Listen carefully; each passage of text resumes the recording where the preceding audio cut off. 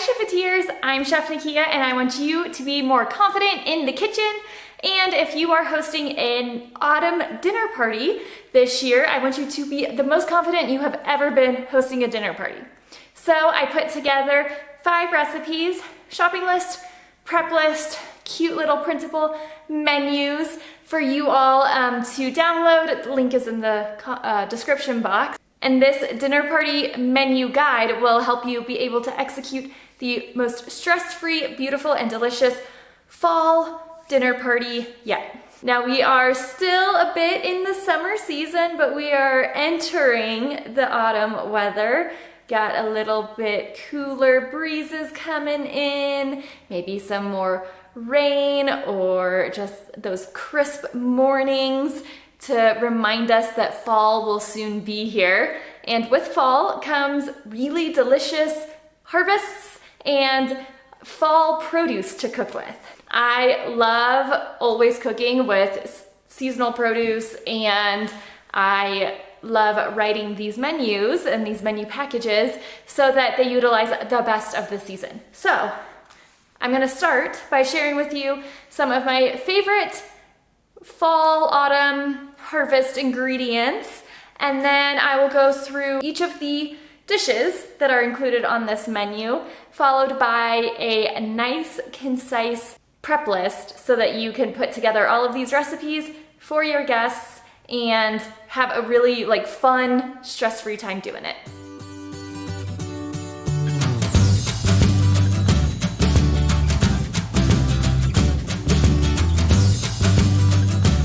So September, we've still got some fairly summery type vegetables, fruits and vegetables. So you can take advantage of those last late harvest peaches.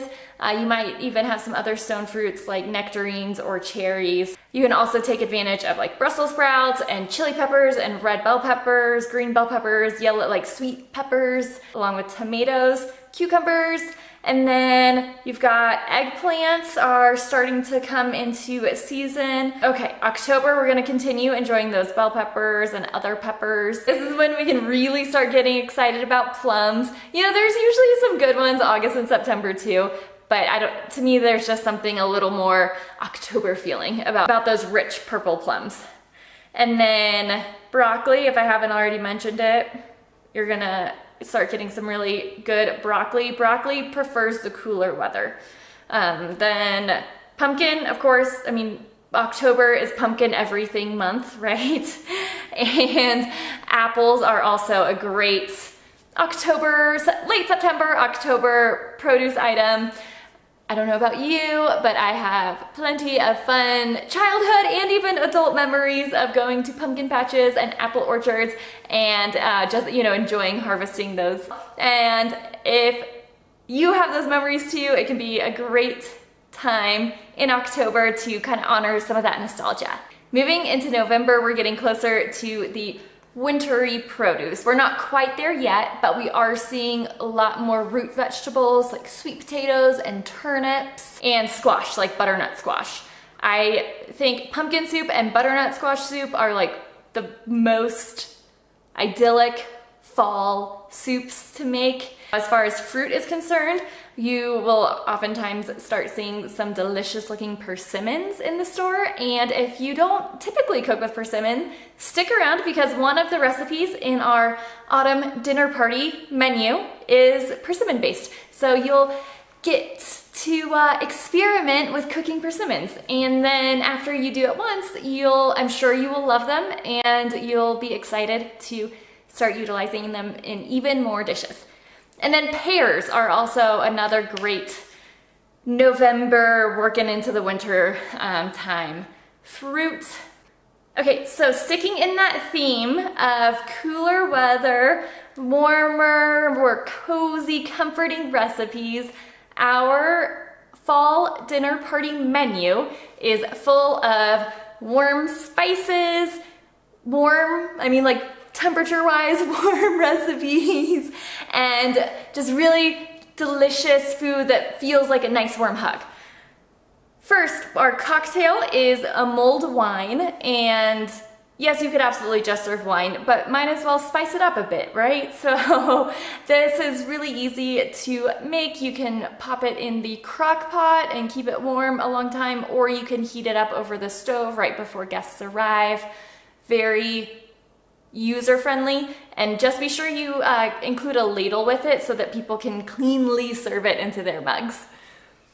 All right, and then our appetizer is that persimmon recipe I was talking about. These are called party persimmons. They are the great 3 to 4 bite size for an appetizer. So if you want to use it as like a welcoming bite, which I always recommend welcoming bites, this 3 to 4 bite welcoming bite is great because people are going to be able to eat it pretty quickly, so you can give them just little like cocktail napkins or tiny little plates, stand around having some sips, and easily manage eating this type of an appetizer. And then for our salad course, we have a Greek salad, and I do love this Greek salad all throughout the year. It's always delicious, but it's a really great, easy one to prep ahead of time. Keep it in the fridge and pull it out right as people arrive. You're gonna add the olive oil dressing at the very end. And so it's a really great, like, party pleasing salad that is, like I said, it's like so user friendly from a prep perspective also. Now our main dish is a nice, warm, rich, delicious lasagna. And what I love about having lasagna for this style of meal is that you can keep it warm in the oven, and whenever anybody is ready to sit down and eat, you can just pull it out. With this entree, you really do not have to worry about, okay, everyone's about 10 minutes away from eating, so I can finish the last steps and get the food out to them nice and fresh. They can enjoy it before it starts losing quality. With a lasagna, there's absolutely no worries about that. It's gonna be delicious whether it just finished baking or it's been sitting in the oven for 20 or 30 minutes, the oven just on like a warm setting, 20, 30 minutes, and then you serve it. And then lastly, we have a chocolate hazelnut tiramisu. So it's a little bit of a unique version of a tiramisu. It's still gonna have rich coffee flavors to it, but that chocolate hazelnut just makes it a little bit richer, to me, a little bit more reflective of the cooler evenings and autumn in general. In this menu package that I have for you, we have all 5 of these recipes, and they are scaled to 8 servings, so it's perfect for a dinner party of 8 people. Of course, you can adjust that to fit perfectly for your party size, and if you do choose to purchase this package and then you want my help scaling it to a different size group, just let me know in like the comments as you purchase it, and I'll totally get you the exact amounts that I would recommend you use. But the package has the 5 recipes, very detailed instructions for how to make each one, along with a shopping list of all of the ingredients that you are going to need. So you can just take that shopping list and either print it out or have a copy on your phone and just check mark stuff off at the store as you go.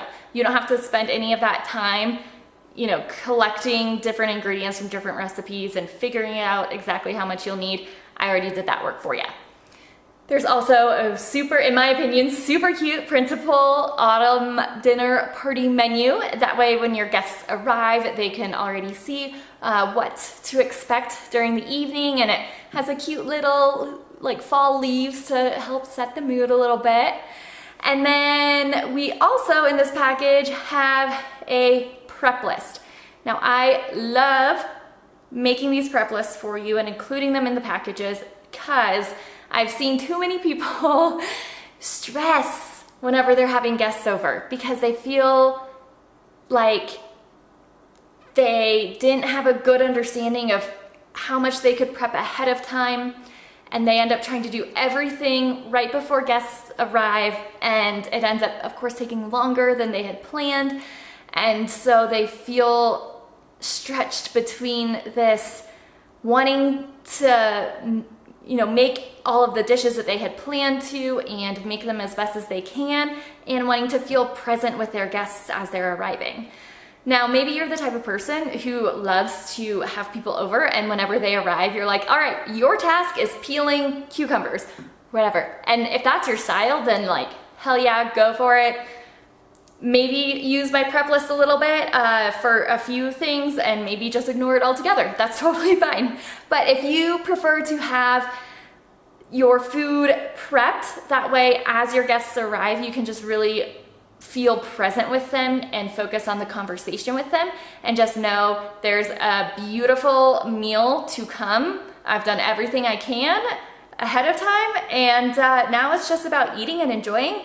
Then this prep list is really going to be helpful for you. So I am going to walk through it very quickly, but as I said, if you do want this package, it's the link is down below in the description box, and so you can download it and get all of these detailed steps, as well as matching them up with the steps for the recipes that we've provided for you. So the day before the dinner party, I almost always love starting to prep at least one day ahead. Ideally, it's like I shop 2 days ahead of time, and then I start prepping food 1 day ahead of time. So that's why most of my prep lists always have at least one other day in there. If you really just want to do it all on the day of, I do have some notes in there, so there is a way in which you can manage all of this on the same day. But if you have, even if it's just like an hour or two in the evening the day before, I highly recommend you get a couple of things done. For this specific menu, I would recommend making the chocolate hazelnut tiramisu the night before. As I said, it is not a super traditional tiramisu, so it will come together a little bit quicker than your traditional tiramisu. But I do love being able to leaving it in the fridge overnight. Now, what you're gonna wanna do is whenever you make coffee that morning, you can make extra coffee and make it extra strong. Unless you hate drinking extra strong coffee, in which case that's fine. Later on, you could just make a small amount of extra strong coffee, but you are going to be dipping your lady fingers in that coffee, in like a coffee soak. So if you have extra coffee, don't throw it away. Save it for making this tiramisu later. And you're just gonna whip up your cream and fold that in with ricotta and your chocolate hazelnut spread, and you're gonna layer the lady fingers and that cream, and then that's the point at which you can go ahead and pop it in the fridge overnight. We're going to dust some cocoa powder on it right before we serve it. If we dust cocoa powder and then leave it in the fridge overnight, it's going to the cocoa powder is going to start absorbing some of the moisture from that cream, and your cocoa powder is going to end up being more of like a dark, mushy layer instead of that like freshly dusted cocoa powder layer. And then general prep that you can do the day before is like washing vegetables, pulling out any like serving platters that you know you're going to want to use, any specialty dishes, making sure they're clean and just somewhere that's easy for you to grab the next day. So then the morning of your party, if you haven't already made the tiramisu, then go ahead and make your strong coffee and start building that tiramisu. And then just put that in the fridge whenever it's ready. Hold off on the cocoa powder until right before you serve dessert. After that, then you can, if you haven't already washed your vegetables, do that, and you can start slicing, dicing, chopping your veggies to assemble the Greek salad. Also be sure to wash your persimmons, the oranges and lemons for your mulled wine. Once you have washed and chopped stuff, you can start actually assembling your Greek salad. You can put those lettuces in along with any of the freshly chopped vegetables. Just hold off on the salt, pepper, lemon juice, and olive oil. Those we're going to drizzle and sprinkle on right before we serve the salad. That's because we don't want that lettuce to get wilty with the oil and lemon juice on it. We want the lemon to taste as fresh as possible, and we also want that olive oil to just lightly coat the lettuce. we don't want it to make the lettuce feel soggy. So we want super bright, like fresh, crunchy lettuce with a little dressing of olive oil. And the best way to make that happen is to dress your salad right before you serve it. Now for our party persimmons, we are going to use some bacon, and we're gonna use already cooked bacon. So if you don't have any like bacon bits style already cooked bacon, go ahead and grab your bacon slices and start cooking those now. That way they have a chance to get nice and crispy and then cool down a little bit before you actually need them for the party persimmons recipe. And 2 hours, or a little bit before 2 hours before your party starts, if you are going to do your mulled wine in a crock pot, you can go ahead and get that started. Now it is very simple. You're just gonna add your liquid ingredients, and then you can take cheesecloth and put your whole spices, like that star anise, your cloves and cinnamon sticks, along with your citrus peels in that cheesecloth, tie it up and add it into the mulled wine. Now this is kind of optional. So you could also, if you wanted to, you could just toss everything in. If you do it that way though, you're gonna need to strain out those spices later. So that's why I recommend you tie them in a cheesecloth, because then it's really easy to just pick that out of the crock pot before you serve it. A little heads up, as you're peeling your citrus fruit, try to get as little bit of that bitter pith as possible. You don't want your mulled wine to get too bitter, so really be as conservative as possible when you are peeling those citrus fruits. Once your crock pot is full, you can just turn it on low or even keep warm. It's fine if it's just on keep warm the whole time. If you don't have a crock pot and you are planning to do this on the stove, then you can get this started 30 to 45 minutes before people arrive, and just keep this pot on very low heat on the stove. All right, now the next recipe that we will actually get working on is prepping your lasagna. And this you could actually start doing really anytime throughout this day. So you're gonna boil your pasta noodles, and then you're going to steam your spinach and cook your ground turkey. This lasagna has ground turkey in it. You can absolutely use ground beef if you prefer. Then you'll mix your sauce with your ground turkey and spinach and fillings, and then layer the noodles and the sauce and fillings, sprinkle with cheese on top. And at this point, you could pause here. So if you are doing this the morning of your party, you could just pause here. I would put some aluminum foil over the top of your pan and then put it in the fridge. And you can leave it in the fridge until about an hour before your guests arrive. I mean, really like 30 minutes to an hour, depending on how long everyone will be hanging out before you start eating. If you are going to pause kind of in the middle of making your lasagna, this is the step to pause on. If you do start working on this, like even like 3 hours before your guests arrive, this prep will probably take around 45 minutes or so, 30 to 45 minutes.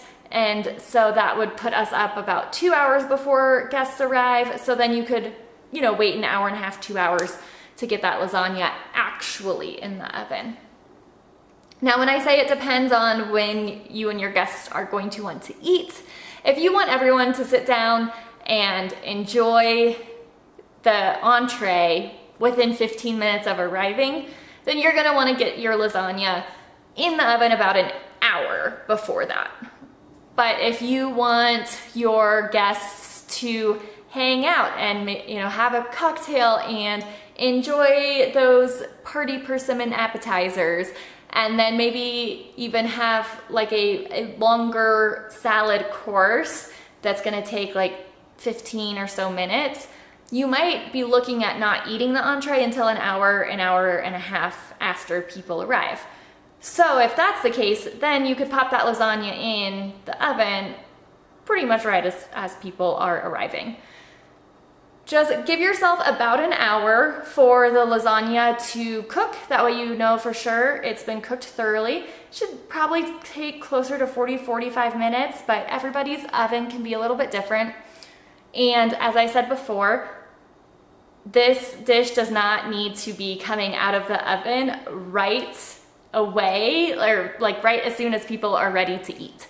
You can cook the lasagna through and then turn the oven off and just let it sit in there and stay warm an extra 15-20 minutes if you need. It will not negatively affect the quality by any means. So after we've got our lasagna prepped, we can go ahead and get those party persimmons going. So these come together very easily, very quickly. You're going to slice and core your persimmons and then add the goat cheese and crumble the bacon that you cooked earlier. Put that crumbled bacon on top.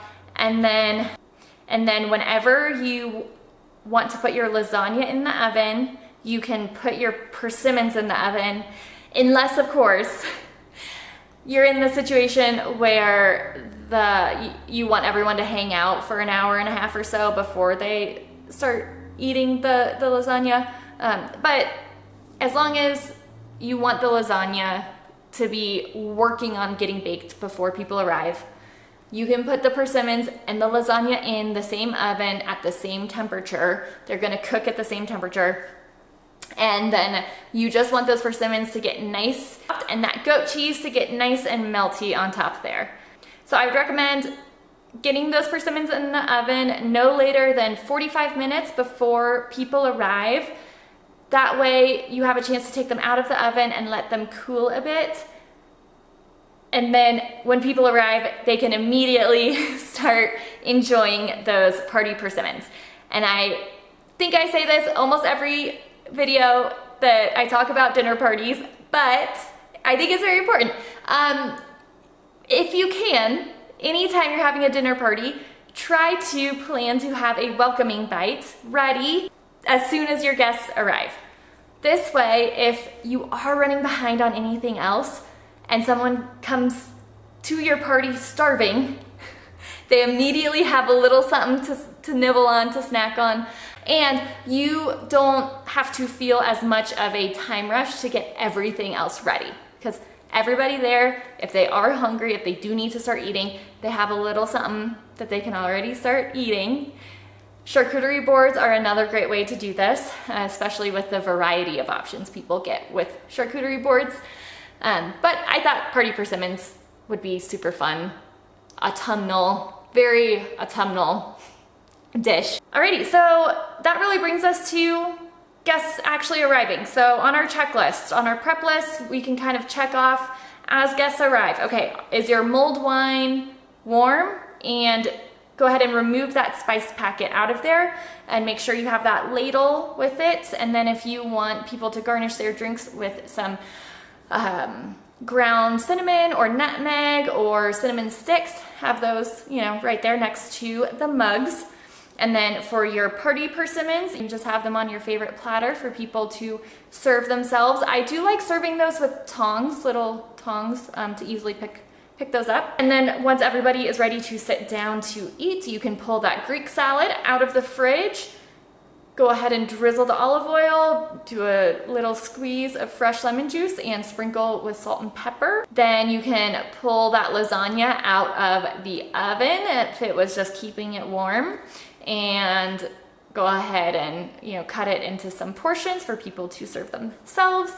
And lastly, after you've all enjoyed your delicious entree and salad, then you can pull the tiramisu out of the fridge, do that little cocoa powder dusting on top, and slice and serve. So that is how you are going to be able to execute a very stress-free and delicious fall dinner party. Go ahead and grab that menu package in the description box link below. And if you have any questions or would like for me to help you scale it to a different party size, or if you would like any substitution recommendations, just pop that in the comments and I can help you out with that. And if you are in the Denver area and you want to host a dinner party but you don't really want to do the cooking for it, I can help you. I love cooking for your small dinner parties, and I love working with my clients to make sure that it is a menu that is perfectly suited for them and their event. We can make it as outlandish and unique and like themed. If you have a really crazy theme that you want me to follow, I love doing that. It can also, the theme can be the season, and so I could totally come and do this fall dinner party for you. So that's the Denver area and like Front Range, maybe into the mountains a little bit. I can only travel so far. If you are in the area and you want your next dinner party catered by a chef, let me know. Thank you so much, Chefeteers. I hope that you have an opportunity to gather with friends, family, loved ones sometime this fall or many times this fall and share a really beautiful, comforting, cozy, delicious dinner together.